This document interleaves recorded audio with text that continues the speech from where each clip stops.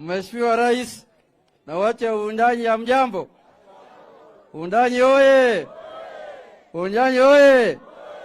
Mheshimiwa Rais, kwanza kwa ruhusa yako nimelete salamu ya baba yangu kwanza, Baba Raila Amolo Odinga. Mmepokea? Mmepokea? Jambo la pili, Mheshimiwa Rais. Jambo la pili ni ya kwamba Mheshimiwa Rais, sisi kama watu wa Azimio, kwanza mimi ndio kiongozi ya upinzani hapa Kenya kikatiba, kwa sababu mimi ndio minority leader. Wale watu wanatembea hapa kando kando wanasema ati hao na upinzani, hawa ni watu fake.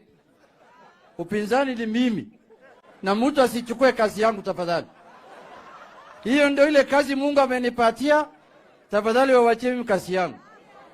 So Your Excellency, mimi wakati wa uchaguzi watu wetu wa Azimio na walikuwa na manifesto. Watu yako pia walikuwa na manifesto. Watu walikuwa wanasema wanataka kujenga manyumba. Watu walikuwa wanataka kusema ati wanataka kufanya industry kama hii unafungua jana. Watu walikuwa wanasema wanataka kufanya electrification. Na saa hii mimi naona hizo ndio inafanyika. Sasa tutapinga ya nini? Kama kazi inafanyika, tunaweza kupinga kweli? Tunangoja ya kupinga. Bado haijapatikana. Tunangoja ya kupinga. Kwa sababu kama manifesto yetu ilikuwa inasema tujenge manyumba na zinajengwa. Tulikuwa tunasema sitima iunganishwe na inafanywa.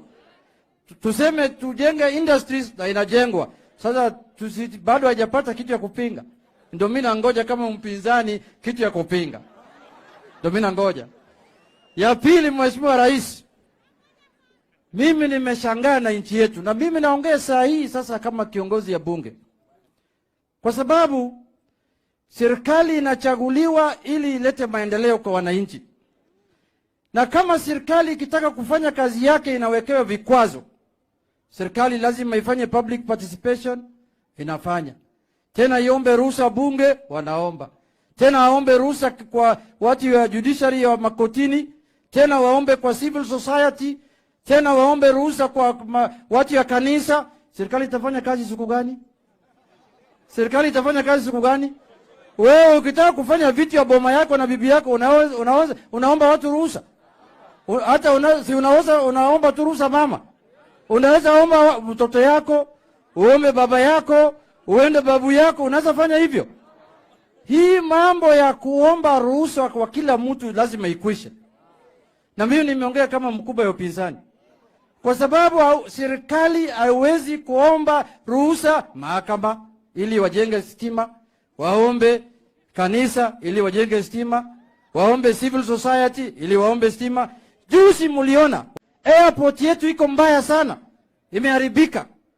Waekelezaji wametoka nje kuja kusaidia sisi kujenga hiyo airport. Rais akasema kama wananchi wamekataa, tumewacha.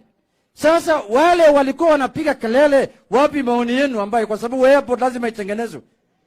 Nchi hapa jirani yenu Tanzania wanafanya ni hiyo mwekelezaji kwa hiyo airport yao. Hawa ni wazimu. Tanzania ni wazimu. Kichwa imeruka hawa. Sasa lazima tutafute njia ya kusaidiana. Ya mwisho, Your Excellency, mambo ya kuunganisha Wakenya. Lazima Wakenya waungane. Kuna wengine pale mimi natoka huko Bigori na huko Nyanza. Kazi yao ilikuwa kufungia sisi nje tu. Sisi hawezi kubali hiyo. Hatuwezi kubali kufungiwa nje. Kwa sababu sisi pia ni walipa ushuru kama wengine. Lazima tupate haki yetu. Sasa mtu anakuja hapa anasema, shareholders, nyinyi hawezi kuwa hapa. Si tulinyorosha hai? Simuliona vile tulinyorosha hai? Simuliona vile tulinyorosha hai? Na mtu yeyote ambaye ataleta ujinga kama hiyo, wembe ni ule huu. Wembe ni ule huu. Asante sana Mheshimiwa Rais. Hiyo ndio hotuba ya kiongozi ya upinzani hapa Kenya. Asante sana.